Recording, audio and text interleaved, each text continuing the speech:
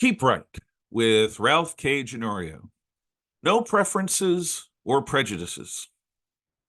For most healthy Americans, being treated as one of us is high praise. It means that we are not on the outside, that we belong, that we are an actual individual, a fellow, fully real person. Among our personal intimates, our friends, family, loved ones, co-workers, and even enemies, we are judged by our chosen words and deeds. To those who know us, we reap what we sow. This is unarguably fair.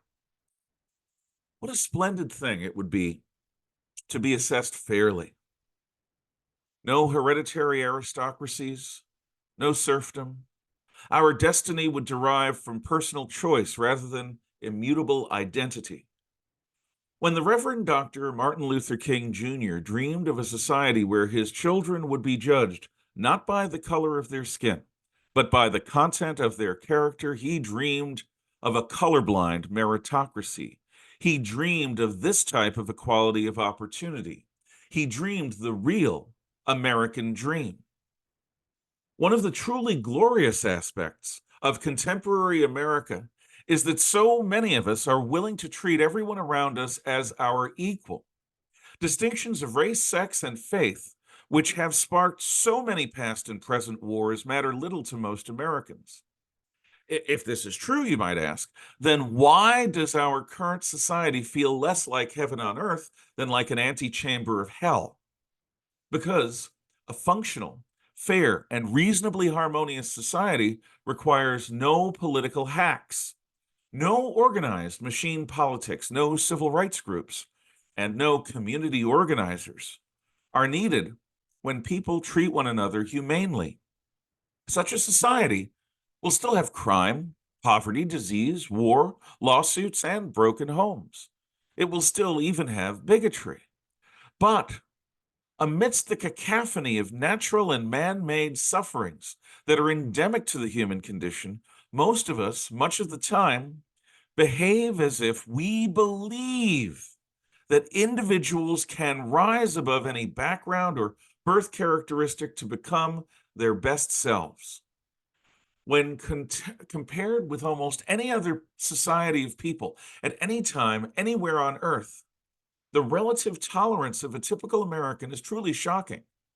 No, we're not perfect. There remain bigots among us, and there always will be such stunted minds and withered hearts. So long as people think freely, some few will choose evil over good, hatred over love, and the comforts of old prejudices against the unknown possibilities of equality of opportunity. Plus, even the best of us lapse.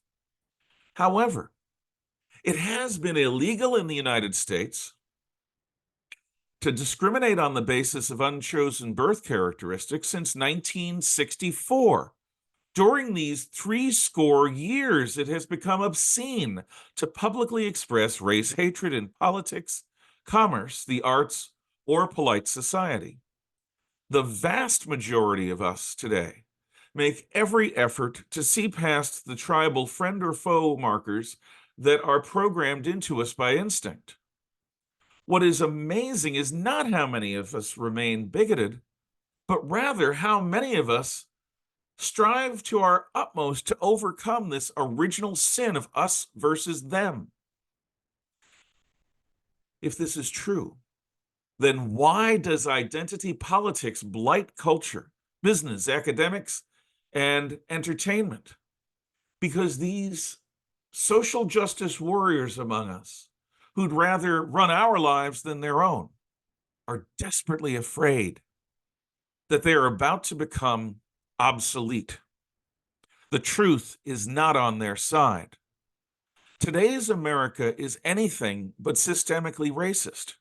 We are instead determined to cut such bigotry out of our body politic. Slavery did not build America. Free enterprise built America. Women have not been uniquely oppressed by some patriarchy. All human societies have hierarchies, including sex roles, which limited most people to a certain station in life. The USA is startlingly open to individuals defying such conventions in pursuit of personal fulfillment. It is not more dangerous now to be homosexual than ever before.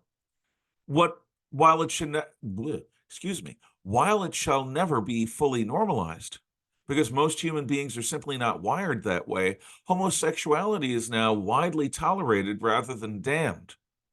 No, we do not need to give woke zealots the power of life and death over the rest of us in order to right past wrongs.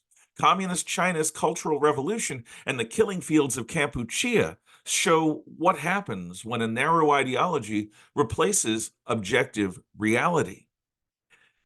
Anyone who touts identity politics is dragging us back into the hell of tribalism.